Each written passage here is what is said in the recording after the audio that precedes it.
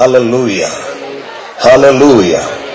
ఒక ఫుట్బాల్ ఆట జరుగుతున్నటువంటి సమయం, రెండు టీం మధ్యలో ఫైనల్ ఆట జరుగుతున్నది. ఈ ఫైనల్ ఆట జరుగుతున్నటువంటి సమయమున భయంకరమైన పోరాటం. ఒక్క గోల్ పడితే చాలు, ఏ టీం గెలుస్తారో ఏ టీం ఓడిపోతారో అక్కడ నిర్ణయం అవుతుంది. గనక అటువైపు ఉన్న గోల్ పోస్ట్ లోనికి బాల్ వెళ్లకుండా, ఇటువైపు ఉన్న గోల్ పోస్ట్ లోనికి బాల్ వెళ్లకుండా 22 మంది వ్యక్తులు ఈ గ్రౌండ్ లో ఉండి సరిగా పోరాడుతున్నారు. ఆ టీములో 11 మంది, ఈ టీములో 11 మంది. ఆమేన్. ఇక నువ్వు చెప్తే ఆ గోల్ పోస్ట్ లో ఒకరు, ఈ గోల్ పోస్ట్ లో ఒకరు, 20 మంది పోరాడుతున్నారు, పరిగెత్తుతున్నారు. ఆమేన్. ఇక నువ్వు ఆలోచిస్తే 19 మంది ఒక్క వ్యక్తి తీసుకొని వెళుతున్న ఆ బాల్ వారి దగ్గరికి రావాలని ప్రయత్నం చేస్తున్నటువంటి పోరాటం జరుగుతున్న సమయం, ఒక టీములో ఉన్నటువంటి ఒక వ్యక్తి, ఆయన మంచి ప్లేయర్, చాలా మంచి ప్లేయర్, తన గోల్ పోస్ట్ దగ్గరికి వచ్చినటువంటి బాల్ ను అతను డిఫెండ్ చేసి తీసుకుని వెళ్ళటానికి ఉన్న ప్రయత్నం మధ్యలో తెలియకుండా తన కాలు తగిలి అది తన గోల్ పోస్ట్ కే వెళ్లిపోయింది. తన గోల్ పోస్ట్ కు వెళ్లిపోతే బాల్ ఎటువైపు వెళ్లిపోయింది అది మాత్రమే చూస్తారు. ఎవరు కొట్టేనది విషయం కాదు. అందుచేత ఒక్క గోల్ వారికే పడింది. ఈ సాహచర్యంలో ఇంటర్వెల్ బ్రేక్ అయింది. ఈ వ్యక్తి తన శిరస్సు మీద ఒక టవల్ పట్టుకుని అతను డ్రెస్సింగ్ రూమ్ లోపలికి వెళ్లిపోయారు. ఆయన అక్కడ నుండి ఏడవటం మొదలు పెట్టారు. అతను ఇలా చెప్పారు, నేనొక అవమానం, నేనొక సిగ్గు కారణమై మారిపోయింది. నా టీముకు నేను అవమానం తెచ్చాను, నా కోచ్కి నేను అవమానం తెచ్చాను, నేను రిప్రజెంట్ చేస్తున్న దేశముకు నేను అవమానం తెచ్చాను. ఇక ఆడటానికి ఉన్న యోగ్యతయే నాకు లేదు. ఈయన ఇలా దుఃఖంతో ఉన్నటువంటి సమయమున ఇంటర్వెల్ టైం అయిపోయింది, మళ్ళా గ్రౌండ్ లోనికి దిగాలి. కోచ్ ఈయన వైపు చూశారు. అప్పుడు ఈయన చెప్పారు, నో సార్, ఇక నేను ఆడట్లేదు, ఇక నా వల్ల కాదు. అప్పుడు ఈ కోచ్ వచ్చి ఆయన భుజం మీద చేయబట్టి చెప్పిన మాట, ఆట సగమే అయింది, ఆట సగమే అయింది, ఆట సగమే అయింది, ఇక ఒక సగం మిగిలి ఉన్నది. ఆ తర్వాత కోచ్ చెప్పారు, ఆ మిగిలిన సగములో నీవెవరవని ఆ ఆపోజిట్ టీముకు చూపెట్టు.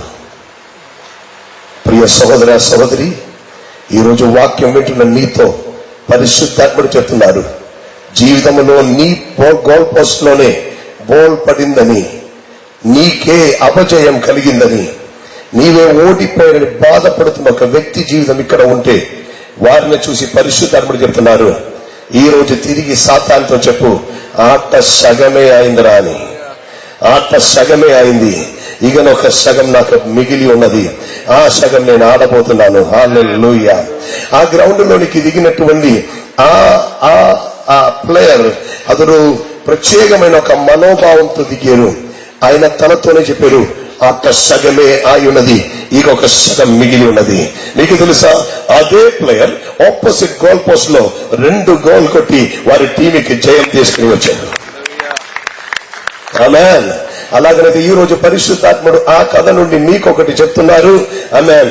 ఇప్పుడు వరకు నీ ద్వారా ఇంటిలో సమస్య వచ్చి ఉంటే, నీ ద్వారా మిస్టేక్ జరిగి ఉంటే, నీ ద్వారా ఆమేన్ అనేకమైనటువంటి పొరపాట్లు ఇంటిలో జరిగి ఉంటే, ఆమేన్, ఇప్పుడు నిన్ను పట్టుకుని సాతాను క్రియలను లయపరచుటకు ఒక ప్రత్యేక అభిషేకంతో నిండి నిన్ను నిలబడుటకు సర్వశక్తిమంతుడైన దేవుడు కార్యం చేయబోతున్నారు.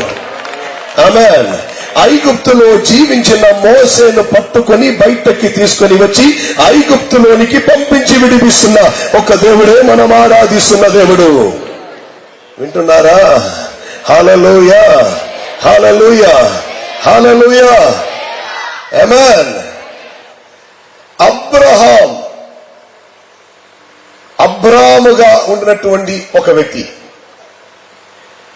అబ్రాం విగ్రహారాధన చేసిన వ్యక్తి.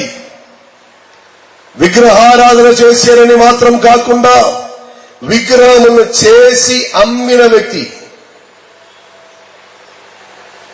విగ్రహారాధన చేసి విగ్రహమును చేసి అమ్మినటువంటి అట్టి ఇన్కముతో బ్రతికిన అబ్రాహామును ఒకరోజు దేవుడు పిలిచారు, వేరుపరిచారు. నీ బ్యాక్గ్రౌండ్ దేవునికి విషయం కాదు, దేవుడు నిన్ను వెదగి వస్తాడు. హలో, నీవెటువంటి జీవితం జీవించినను నా దేవునికి ప్లాన్ ఉంటే అని నువ్వు వెదగి వస్తాడు. దానికి నేను ఒక కారణం చెప్తాను. నేనే దేవుని అడిగాను, లార్డ్ వై అబ్రహాం, ఎందుకు అబ్రహాం? అప్పుడు దేవుడు చెప్పారు, ఈ అబ్రహాములో ఉన్న రక్తముతో నాకు ఒక కాంట్రాక్ట్ ఉంది. హల్లెలూయా. ఈ అబ్రహాం ఎవరు తెలుసా? ఈ అబ్రహామే షేతు అని విశ్వాసమున్న నమ్మకమున్న నీతిమంతుడిగా జీవించిన నోవాహు కుమారుడైన షేతు ఒక ముని మనవుడే ఈ అబ్రహాం. హల్లెలూయా. అబ్రహాములో ఉన్నటువంటి రక్తం దేవుడు ఇందకి ముందు ఒక ఉడంబడిగా చేసిన రక్తమే. దేవునికి స్తోత్రం. అర్థమవుతుందా? అంటే ఈ రోజు నీవు చూస్తున్న విగ్రహారాధి అతని ముమ్ముతాతతో నా దేవునికి ఒక కాంట్రాక్ట్ ఉన్నది అని అర్థం. హలో హలో, కొందరు చాలా సైలెంట్ గా ఉన్నారు. దేవునికి స్తోత్రం. ఈ రోజు నీకు కనిపిస్తున్న విగ్రహారాధి అతను ముత్తాతతో దేవునికి ఒక కాంట్రాక్ట్ ఉండను, ఒక ఉడంబడిగా ఉండను, ఒక కవనెంట్ ఉండను. అందుకే సమయం వచ్చినప్పుడు కాలం క్రమములో దేవుడు ఒక్కొక్కరు విడిపిస్తున్నారు, దేవుడు తీసుకుని వస్తున్నారు. దేవునికి స్తోత్రం. హల్లెలూయా.